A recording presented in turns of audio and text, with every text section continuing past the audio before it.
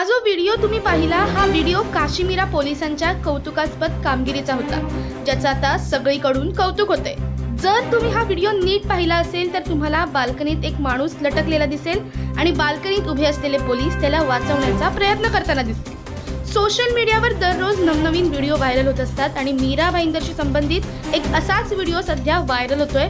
पण या व्हिडिओ मागील नेमकं सत्य काय आहे ते आपण जाणून घेऊयात या व्हिडिओतून। रविवारी सकाळी 11च्या सुमारास हैदराबाद पोलीस NDPS गुन्ह्यातील वॉन्टेड आरोपीला अटक करण्यासाठी काश्मीरा पोलीस स्टेशनच्या परिसरात आले।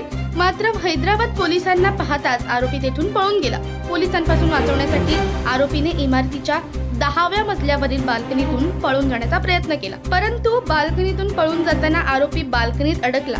बाल्कनीत अडकल्यानंतर पोलिसांनी त्या आरोपीचं मनपरिवर्तन करून अग्निशमन विभागाने त्याचे प्राण वाचवले। स्थानिक पोलीस, हैदराबाद पोलीस आणि अग्निशमन विभागाच्या मदतीने आरोपीचे प्राण वाचले आणि नंतर त्याला हैदराबाद पोलिसांच्या ताब्यात देण्यात आले। काश्मीरा पोलीस आणि अग्निशमन विभागाच्या या कारवाईचं आता सगळीकडे कौतुक होते। या व्हायरल व्हिडिओवर तुम्हाला काय वाटतं आम्हाला कमेंट करून नक्की कळवा आणि अशाच व्हिडिओसाठी पाहत राहा MB लाईव्ह मराठी।